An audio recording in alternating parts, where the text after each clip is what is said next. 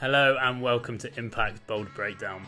This week we're going to be diving a bit deeper into one of the videos we featured in our Best of 2022 compilation that came out a couple of weeks ago.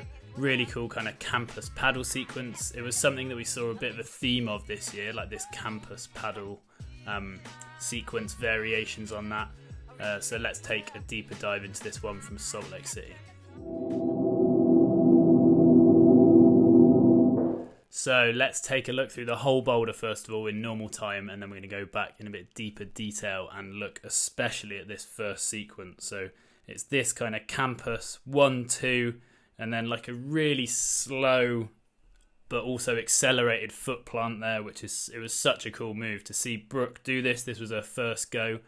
To execute it that well on a move that seemed so forced was one of the best moments in this comp and probably the whole season for me. You can see the top here as well, slightly slower, super powerful. People fell off up here. Some people failed on the bottom, some people failed on the top. Really, really well set boulder. Okay, let's have a closer look at this cool kind of first sequence. So first of all, we've got this move. The important thing to look at here is the starting position. So you can see here that this hold was used actually a load of times in this World Cup. I tried to do some digging into what it was. I think it's like a Technic handhold, only available in America. Anyway, they're like super low profile plates. You can see it's on as a right hand undercut in this instance. And it looks like once you've jumped past it, it's like unusable for the feet. So that's the first thing to consider, number one. So let's play it on a little bit now. Kind of see that Brooke's kind of having a go at a few different options with her feet, and she's trying to work out the body positioning and the momentum. So let's have a closer look at this move, maybe in some half time. So to force this move, the root setters have been really smart. So forcing these moves is often about really directional holds, so holds that you can't stop your momentum on. So part one of this move is that you have to create momentum. How they've done it in this case is that actually the distance, horizontal distance between these holds is quite a lot. You can also see that where you're going from the black hold up to this blue hold here, you're actually having to campus quite a long way from the left to the right. So you're creating momentum left to right in this case. So that's part one. Play it on a little bit further.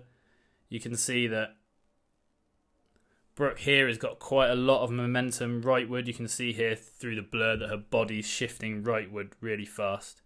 And to go with this, we've also got this hold. So this hold is it's a Rock City macro. It looks like they come in at every angle, but they're all totally flat, if that makes sense. There's no in-cut on them at all.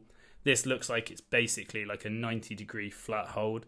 They've also blocked the left edge of it with another one.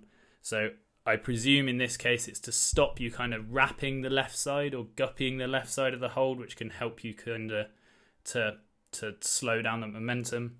In this case, you're having to campus over into this flat hold, and because it's so flat, and because it's actually, if you look at it compared to the bolt holes, it's actually angled kind of off to the right very slightly as well.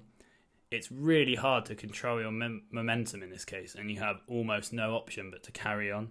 So you can kind of see Brooke gets to here, tries to slow it down a little bit, is forced to move with that right hand because this lower hold here, it's dual texture, it's quite sloping, and her momentum's bringing her rightwards away from it.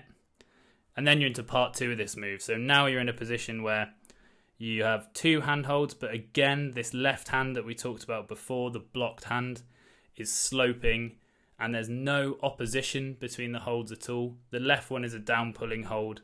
It's kind of sending you off right with a little bit of angle and your momentum. And then this hold on the right is like a undercut side pull. It's one of the new damage control from flat hold. Quite a good hold, like positive pinch type of thing. But you can see that Brooke has got so much momentum rightwards that as soon as you get kind of halfway through this sequence, the left hand becomes basically unusable, and your momentum takes you really fast, like accelerates you over towards this big stack for footholds here. So it's really cool, this sequence. It's a really good demonstration of the the kind of middle 3 moves are all built on the principle of there being like no stable position. You can't stop at any point. And then if we just play it on a little bit, this next bit, you can see as Brooke loses the left hand, super unstable, she accelerates rightwards. And then it's just the opposition between this black foot like this and this blue hand like this. That's the stable position at the end of the sequence that is going to let you control the momentum. So all the way through that sequence, Brooke's not been able to control the momentum in any way until this point where she's got opposition again, which has been missing all the way through that sequence. And that means she can control the momentum, slow herself down, take a breath, do that move at her own pace. Really cool sequence. Really hard to force things like that. Hold choice is super important. Tiny variations in hold angle are often the difference between being able to stop in the position and a little bit too much the other way, and the move might be way too hard. So pretty expertly set. To see Brooke demonstrate that on her first go and kind of lose that left hand at the perfect point, like just get through it exactly as they intended. I presume that's exactly how they intended. That's pretty cool. So let's play it on a little bit and look at this top bit. You can actually see that she wasn't even at the zone there. This next hold was the zone. The move to it looked pretty simple, so I imagine the route setters chose to put the zone there to avoid any confusion. If it had been that big blue pinch, it might have been a bit of a judging nightmare for any people who hit it but didn't manage to land the foot plant. It could be really tricky to say, like, okay, it was in control or not. So often you try and put the zone in somewhere that's not going to be too hard to judge. People aren't going to be half holding it and slipping off. This top sequence is, again, really directional holds. And comboed up here now with really bad feet. So they're using the top side of this volume that they've used to create the bottom sequence, along with here, this big Rock City slopers, like super directional hold. So that's putting a lot of weight into the feet, which means that even though all these handholds are actually quite good, because they're so angled and the feet look quite bad, it's really powerful and really barn doory, really hard to kind of stop yourself from swinging out. So if we just play it on a little bit here, you can see that Brooke has to control this swing, which looks tricky. And then even here, you can see she's like really using her right leg to balance herself. It's hard to move the feet. And again, you've got little opposition, and then here into a really tight compression position to finish. So even here, even though this hold looks fairly positive, the same with this top hold here, because they're so narrow, it's really hard to compress between them. So if this blue hold had come over here, say that was the blue hold there, then it would have been really easy to compress between them, really comfortable for Brooke to match. So moving those closer together, even though the holds are exactly the same, is actually going to make it a lot harder. Play it through to the end, you can see that Brooke really smart, kind of uses some momentum and switches around to get into a good position on that. Okay, thanks for watching.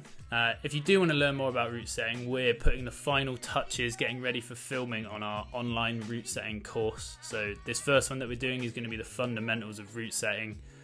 If you aren't able to come to one of our courses in person, maybe if you're abroad or you just would rather do it kind of at home in your own time, then make sure to hit the link below and subscribe, and you'll get exclusive discounts as well as be the first to hear about when it all goes live. Okay, see you soon. A rich man's world.